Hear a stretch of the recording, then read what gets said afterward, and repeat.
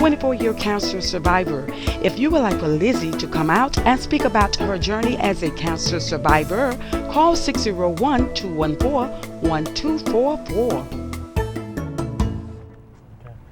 Well, welcome back to Good Twin, Bad Twin Unleashed. Of course, we're sharing a topic today that's kind of sensitive to most. It's can you outlive cancer?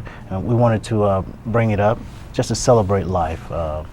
And today's guest is Miss Lizzie Turner, who is a 24-year cancer survivor and celebrator.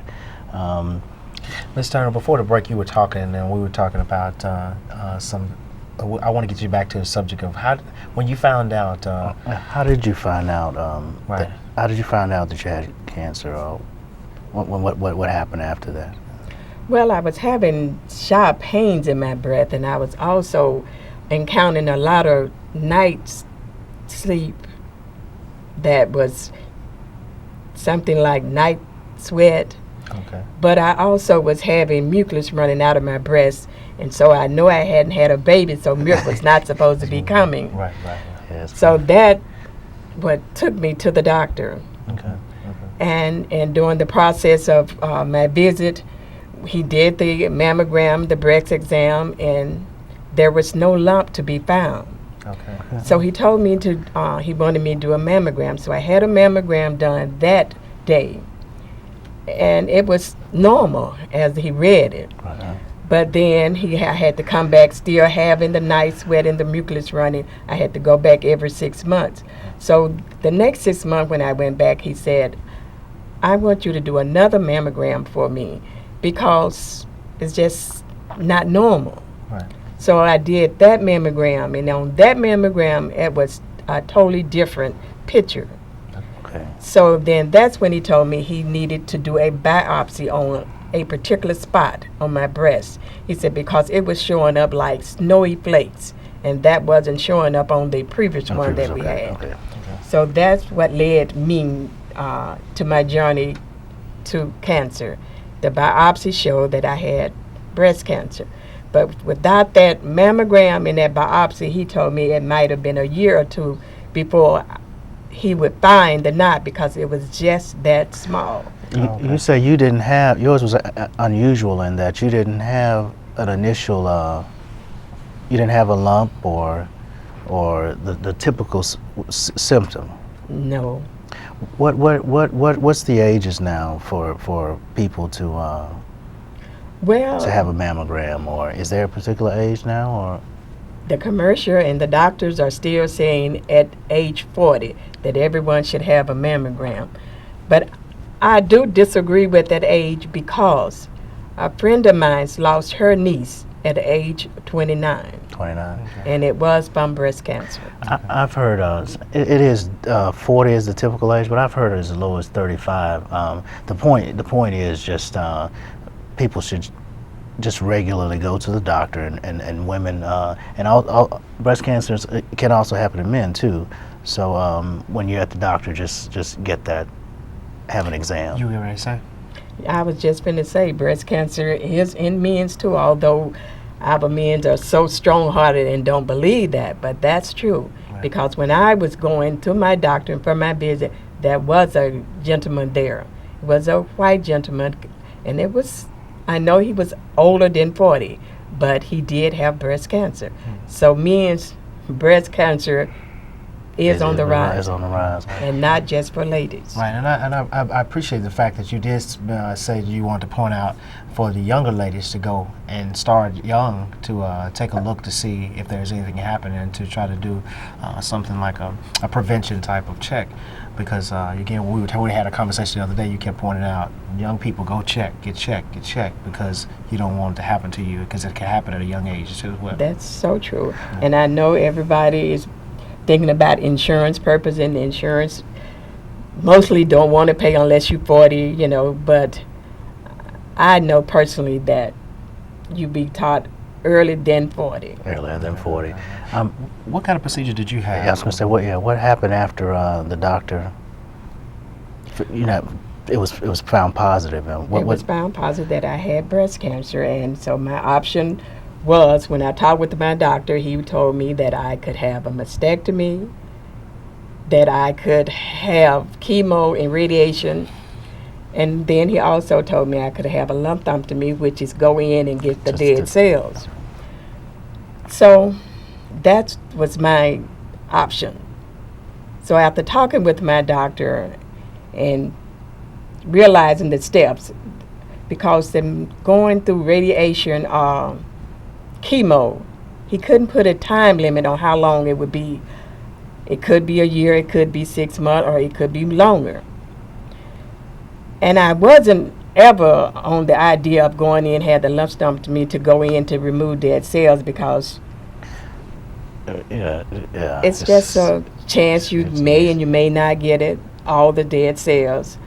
So I decided to have a mastectomy, because I figure a mastectomy could not disfigure me no more than getting a leg or arm or ear or lose one eye. Yes, So my mastectomy was my decision, and it still make me whole. I don't feel that I'm different from anyone else. You mentioned a story, and I thought it was so funny. When we were at lunch, you mentioned a story about when you were with your girlfriends. You might you might share that story about your reconstruction. Well, after the reconstruction and all, so one day we was having girls' day in. So we was just talking, and we was doing different outfits and everything, and so then I put on this little bikini. And so we was getting dressed and everything, and so I told one of my girlfriends, I said, you know what? I think I like this man-made breast better than I do the one I was born with, because through age, it's going to swag. But the one they made me will always stay in. That's right. I thought it was interesting that you pointed out, I mean, you touched on so many things. You talk about how you should be a young person going to take it. You talk about embracing it. Because tell us a bit more about the embracing process, the process of embracing cancer. Because when we were talking the other day, you were adamant about acceptance. Right. Well, like I said, once you've been told that you have breast cancer, once you fade that death sentence out of your head. Yeah, get the fact that it's not a death sentence. So I don't want anyone thinking that I'm saying it's not going to happen. It's going to happen. You're going to think about death, and you're going to think about your life changing. All that's normal. But I'm here to tell you, it will not change your life if you don't let it. You have to embrace whatever that's been given to you. And so breast cancer was given to me, so I embraced it. The journey I had to go through and going through is just like drinking water. I get up every day and I thank the Lord, and I thank Him for the breast cancer, because I've been defeating breast cancer for 24 years, and I know at 24 years my Lord would not leave me. He would not forsake me. So you have to just accept what you've been given. Okay. And you have to take it and run with it. Well, something I did also want to point out is that you do speeches and go around and speak to groups as well, right? I have, yes. That's right. So if someone wanted to get in touch with you or contact you in terms of speaking, is that something that's you open to? I'm open at any time to talk about anything that has to do with breast cancer or anything you want to know, because I know today people are still hush mouth with breast cancer. Right. But it don't have to be. And until you, I guess, take time to yourself and be able to accept it, because first you got to accept it in order to heal it.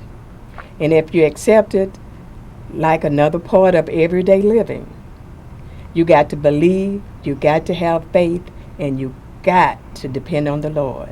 Yes, sir. Yes, sir. So without faith and without believing, you will not get healed. No matter what the doctors do, no matter what medical you do, it's going to always be in the back of your head that you're going to die, and that's not necessarily so. Death do come with breast cancer. I had 3 siblings to pass with different types of cancer. I had a sister to die with stomach cancer. She had to go through chemo and radiation, but she also was a fighter. Right. She embraced her stomach cancer. Although she had to go home to live with the Lord, she was still a fighter. Yes, sir. And her belief was never tarnished.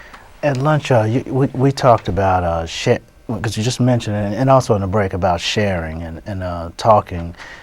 Did that help throughout the process? The talking to friends and It did. It really helped because at first, I guess I didn't talk to everybody. I've always had 3 friends that I would talk to. They knew about it, honestly, before my family.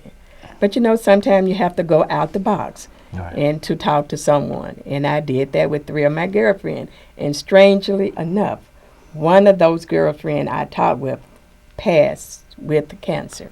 Well, one thing I would say is that we appreciate you deeply for coming on the show with us today, and we're going to talk a little bit more after the cuts and everything. But we'd like to thank everybody. Don't forget to, if you want to see more of the show, go to YouTube and watch the show, as well as like us on Facebook. Thank you for joining us with another episode of I'm going in for my Lord, for my Lord, for my Lord. I'm going in, I'm going in, I'm going in.